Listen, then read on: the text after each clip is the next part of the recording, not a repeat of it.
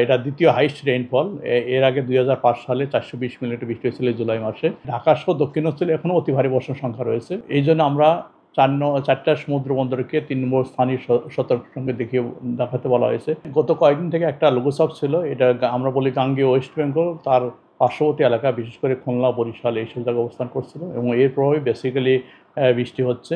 এবং আমরা যদি বৃষ্টির পরিমাণ দেখি, গত ২৪ ঘন্টায় সর্বোচ্চ বৃষ্টি হয়েছে ফেনীতে, এটা ৩৯৯ মিলিমিটার গতকাল সকাল থেকে আজ সকাল পর্যন্ত। এটা একটা রেকর্ডেড রেইনফল, কারণ এটা দ্বিতীয় হাইস্ট রেইনফল। এর আগে ২০০৫ সালে ৪২০ মিলিমিটার বৃষ্টি হয়েছিল জুলাই মাসে এবং গত বছর বৃষ্টি হয়েছিল, যার রেকর্ড আমাদের কাছে এই মুহূর্তে নেই, কারণ ওই সময় বন্যার কারণে আমাদের স্টেশন ডুবে গেছিল। বান্ডেল থাকলে প্রতি সেনমানিতে টাকা বাঁচবে। বিকাশ সেনমানি বান্ডেল কিনে জিতুন প্রতি লেনদেনে। এই যে বৃষ্টি, এটা বিশেষ করে হচ্ছে যেটা শুধু আপনার ফেনী, কুমিল্লা না, পুরা দক্ষিণ অঞ্চল, আপনার চট্টগ্রাম ডিভিশন, বরিশাল এবং খুলনা এইসব জায়গা এবং ঢাকারও আপনার দক্ষিণ পার্ট ভারী থেকে অতি ভারী বর্ষণ হয়েছে গত ২৪ ঘন্টায়। এই বৃষ্টিটা আপনার আজকেও থাকবে, আজকেও থেমে থেমে বৃষ্টি হচ্ছে। তবে যেটা হচ্ছে, আজকে সকালবেলা যেটা গতকালকে যে বলুন সকালে বৃষ্টি হয়েছে, তো তার তুলনায় আজকে অনেক কম বৃষ্টি হয়েছে। যেমন ফেনীতে আজকে সকাল ৬টা থেকে দুপুর ১২টা পর্যন্ত ২১ মিলিমিটার বৃষ্টি হয়েছে এবং ঢাকাতে ১৪ মিলিমিটার বৃষ্টি হয়েছে। তবে আপনার বিশেষ কুমিল্লা এইসব জায়গাতে আবার বেশি বৃষ্টি হয়েছে, নোয়াখালী ৫০-৬০ মিলিমিটার বৃষ্টি। আজকে এখনও থেমে থেমে বৃষ্টি হচ্ছে, অর্থাৎ বিকালে বৃষ্টি আরও একটু বাড়তে পারে। যে লঘুচাপটা রয়েছে এটা আরও পশ্চিম দিকে সরে যাচ্ছে, হয়তো আগামীকাল এটা ঝাড়খণ্ড তার আশেপাশে এলাকায় চলে যাবে। সেক্ষেত্রে হয়তো বৃষ্টির মাত্রা কালকে অনেকটা কমে যাবে। তবে যেহেতু বর্ষাকাল আর এই জুলাই মাসে আমরা জানি সবচেয়ে বেশি বৃষ্টি হয়, যেহেতু এটা এই সময় ভরা বড় মৌসুম, যেটা বর্ষাকাল বলি, এই কারণে আপনার বৃষ্টিটা থাকবে, তার পরিমাণটা অনেক কমে যাবে।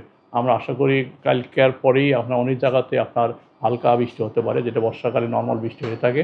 এই বৃষ্টির যে স্পেলটা যেটা কন্টিনিউ করছে, এটা হয়তো কালকে পরশু অনেকটা কমে যাবে, তারপর মাঝখানে ৩-৪ দিন একটা ব্রেক দিবে। সেক্ষেত্রে আমরা বলবো হচ্ছে, এখন যেটা অ্যাক্টিভ মনসুন আছে সেই সময় হচ্ছে ব্রেক মনসুন হয়ে যাবে, অর্থাৎ মৌসুমী বায়ু কম সক্রিয় থাকবে।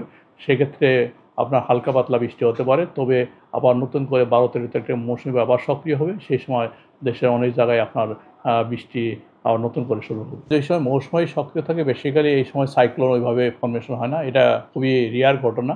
আর যেটা হয়, সাইক্লোনটা বেসিক্যালি হয় হলো মার্চ, এপ্রিল, মে মাস, আর হচ্ছে পোস্ট মনসুন অর্থাৎ অক্টোবর, নভেম্বর মাস।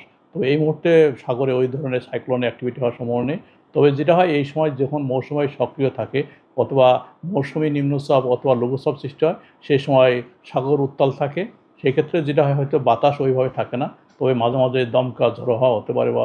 এই জন্য আমরা চারটা সমুদ্র বন্দরকে ৩ নম্বর স্থানীয় সতর্ক সংকেত দেখাতে বলা হয়েছে, কারণ বেসিক্যালি এই সময় সাগর উত্তাল থাকে এবং ঢেউর যে হাইট এটা বেশি থাকে, তো ওই বাতাসও এরকম থাকে না। এটা হয়তো আশা করি ২৪ ঘন্টার মধ্যে এটাও কমে যাবে। যেহেতু মাঝখানে ২-৩ দিন ব্রেক হবে, এই ব্রেক হওয়ার পরে যে বৃষ্টিটা শুরু হবে সেটা হচ্ছে লাইট টু মডারেট। এই সময় লাইট টু মডারেট বৃষ্টি হলে কোনো সমস্যা নেই। সমস্যা যে সময় আপনাকে অতি ভারী বর্ষণ যখন হবে সেক্ষেত্রে।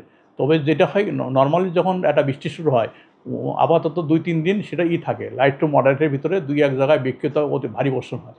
এখন ওটা যদি কন্টিনিউ ৩-৪ দিন ওই রকম অতি ভারী বর্ষণ হয়, সেক্ষেত্রে সমস্যা হয়। ঢাকা সহ দক্ষিণাঞ্চলে এখনও অতি ভারী বর্ষণ সংখ্যা রয়েছে, এটা ২৪ ঘন্টায়। তারপরে যেটা হবে, যে অতি ভারী বর্ষণ অনেকটাই কমে যাবে, বৃষ্টি হবে, কমে যাবে। সেক্ষেত্রে হয়তো আপনার আগামীকাল ১০, ১১, ১২, ১৩ তারিখ মোটামুটি এই সময় বৃষ্টি অনেকটা কম থাকবে। তারপর আবার মৌসুমী সক্রিয় হবে, সেই সময় হয়তো আপনার প্রথমে হালকা থেকে মাঝারি, তারপর গ্র্যাজুয়ালি বৃষ্টির মাত্রা বাড়তে থাকবে।